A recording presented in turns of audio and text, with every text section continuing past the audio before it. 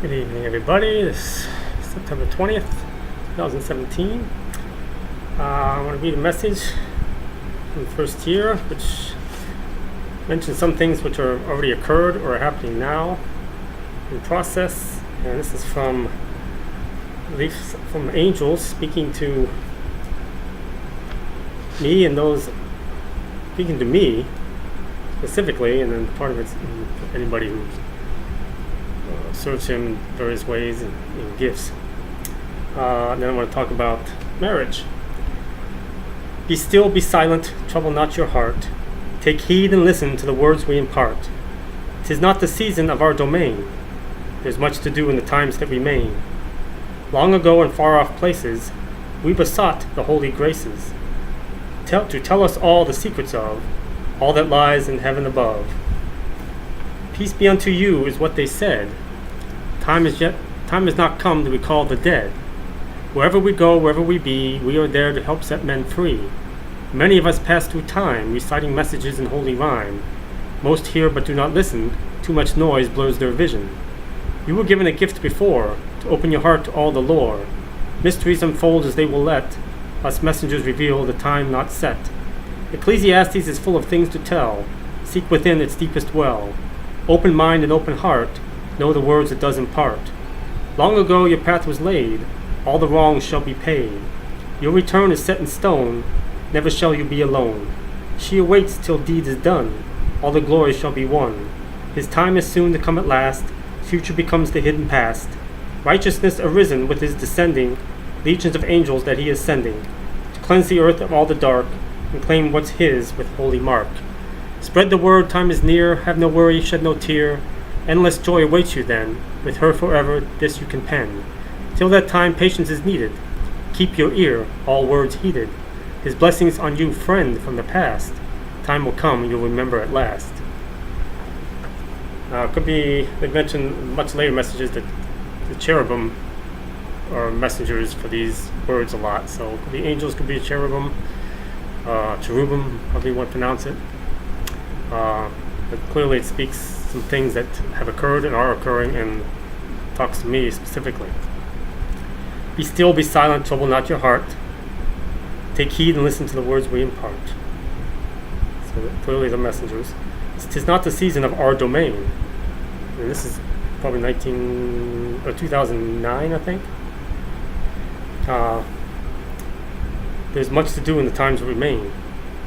Long ago in far off places, we besought the holy graces to learn what was going on, to tell us all the secrets of all that lies in heaven above.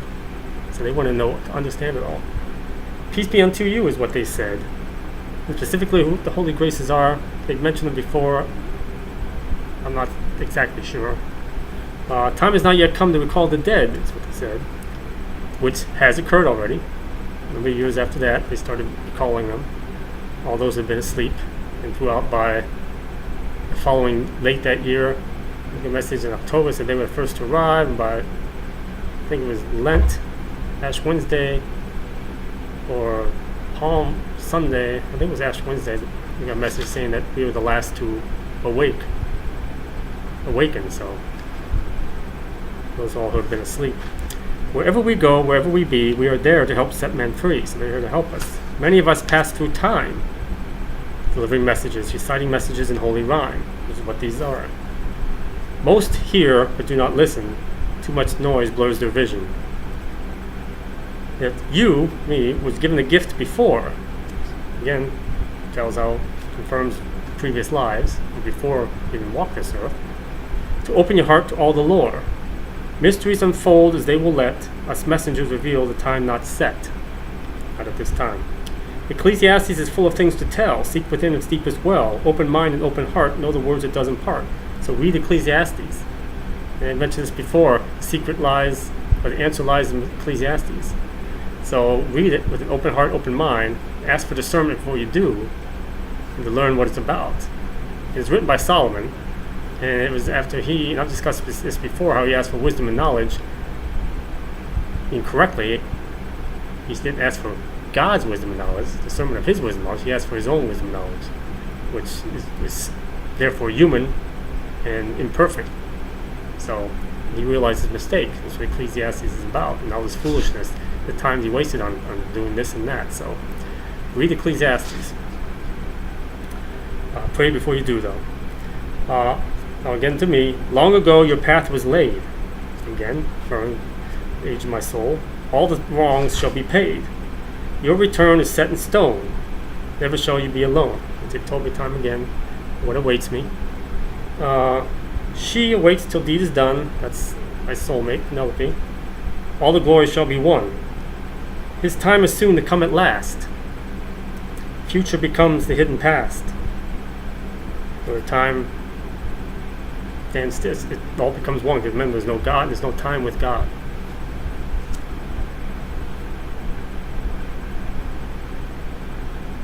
Righteousness arisen with his descending, which he's already done. He hasn't revealed himself. Legions of angels that he is sending, which is an ongoing process, to cleanse the earth of all the dark and claim what's his with holy mark, which is upon our hearts, the ones that he's claimed. And those marked on the forehead belong to the other guy. Spread the word, time is near, which I've been doing. Have no worry, shed no tear. Endless joy awaits you then. With her, again, Penelope, forever, this you can pen. Till that time, patience is needed. Keep your ear, all words heeded. His blessings on you, friend from the past. Again, referring my age. Time will come, you'll remember at last, which they've told me. Right before the end, at the end, I'll recall everything. Certainly once I'm free of this body that I'm in now. So, very informative.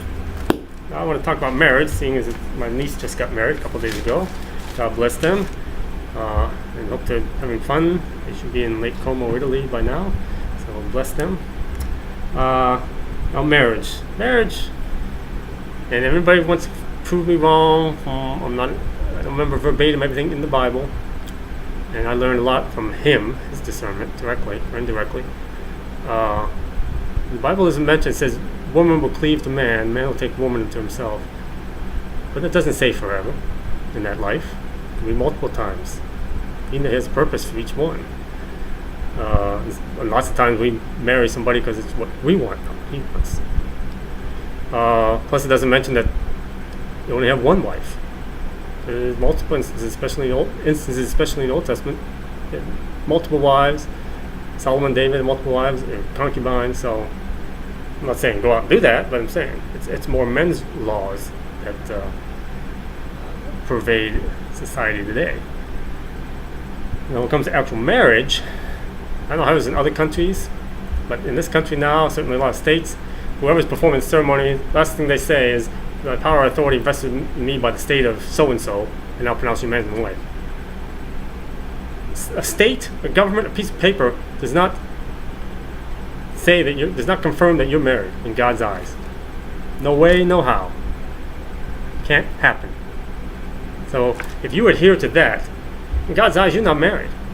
And then if you ever go out and cheat, have adultery, which God forbid you do, I'm not saying go and do it, but if you do, you're not married in God's eyes, therefore there's no adultery. Well, there's no knowledge of sin, there is no sin. When there's no knowledge of a crime, you can't commit a crime. So, to be blessed by God, you have to be, He knows what's in the truth of your soul, the truth of what's in your heart. All you got to do is go out and stand anywhere before God, because He's everywhere. Go out in beautiful spots, secluded, just the two of you. You don't need anybody else. You want to take witnesses to share it? Great. You don't need it. Just the two of you. And speak your vows to each other, your truth from your heart, your soul, how you truly feel about each other. You may be able to lie to each other and be dishonest or lie to yourself, but you can't lie to Him. And be truthful and share it, embrace, kiss, boom. You're married in God's eyes, and you're blessed in God's eyes. Plain and simple. If you were false in any way, He's not going to bless it. He's not going to consider you married. It's simple as that. Simple as that.